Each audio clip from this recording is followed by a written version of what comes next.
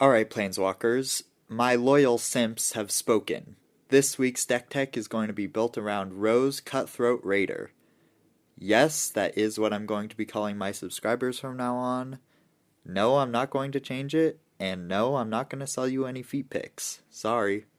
Rose is a mono-red robot, and you might think she isn't thick with only 2 toughness, but I can promise you she has some junk in her trunk, and that junk is a whole bunch of goblins. Rose is going to make us a junk token at the end of combat for each player we attacked. Junk is a new artifact token type introduced in the Fallout set, and they are essentially impulse draw clues that we don't have to spend any mana on to crack. So we can sacrifice a junk token to exile the top of our library, and we can play that card until end of turn. Rose also makes it so we add 1 red mana each time we sacrifice a junk token.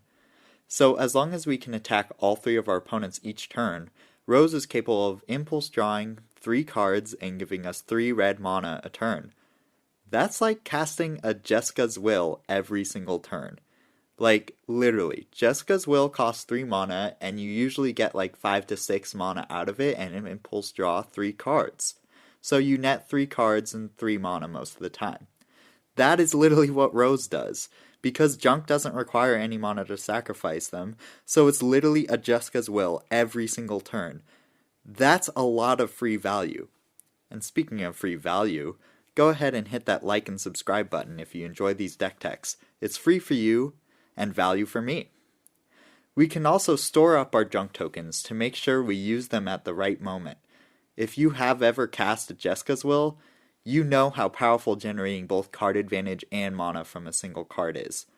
I decided to do Goblin Tribal as well, because goblins are just the best way to go wide as fast as possible on mono red. So our goal in this deck is going to be generating 3 junk a turn starting as soon as possible.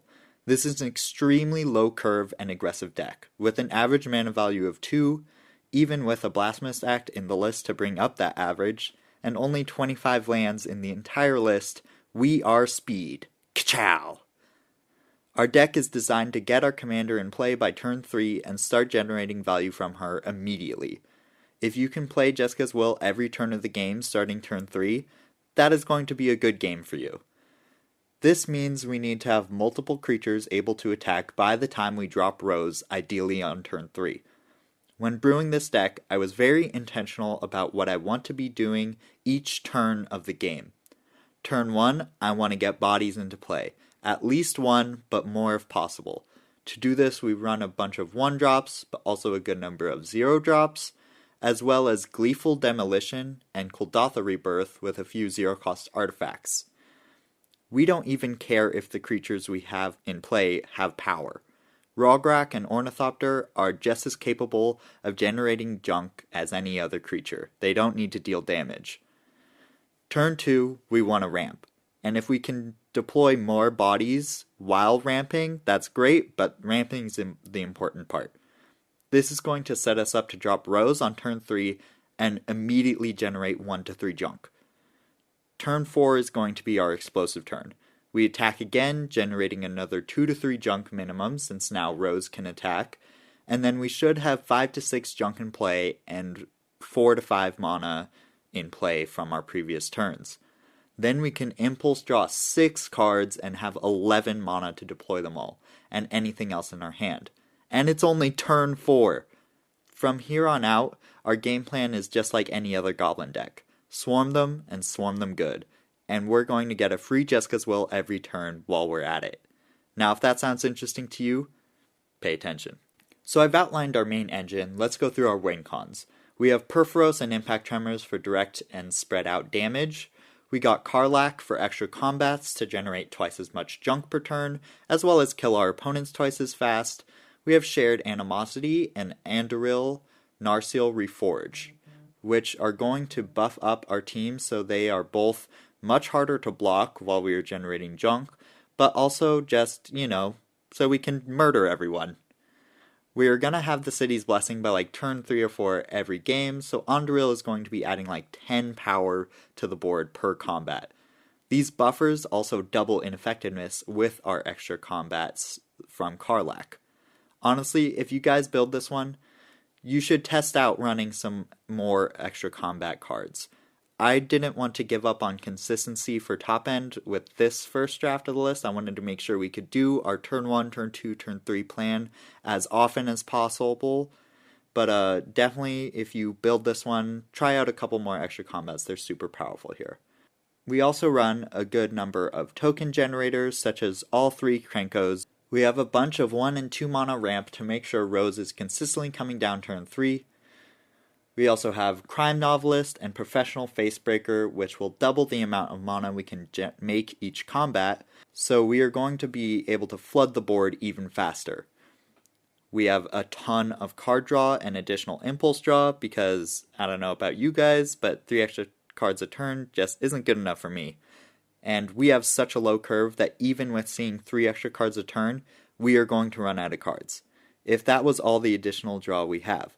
So we have a bunch more, 16 in total additional sources of card advantage, and you might be thinking that's way too much since our commander is also drawing us 3 a turn, but you're wrong. Sorry about it. We will need all of the draw because most of our cards only cost 1 mana, so we're going to be playing them as fast as we can draw them. I want to shout out Conspicuous Snoop and Experimental Frenzy. With our low curve and low land count, these cards are able to draw us tons of cards off the top of our library. They also have amazing synergy with our junk tokens, since we can use the junk to remove excess lands from the top of our library while ramping us to play the card below it. We can also set up these cards with a Goblin Recruiter. We have a few protection pieces. Dolmen Gate is awesome for making sure we can safely attack with our little dorks and generate junk without losing them. Then we have a decent amount of interaction to round out the list. We only run 1 board wipe in Blasphemous Act since we are super aggressive and low to the ground. We are not going to want to board wipe very often. It's our opponents who are going to need the board wipes, not us. I want to shout out Broadside Bombardiers as a pretty powerful and repeatable removal engine for small creatures as well. It's just a neat card and doesn't really see much play. Also attacks super well, having Menace and Haste. Also, if you have never had a Krenko underneath an Agatha's Soul Cauldron, you're missing out. Alright guys, that's going to do it for this deck list. Once again, remember to like and subscribe. You can find the deck list in the description. And I'll see you guys next week.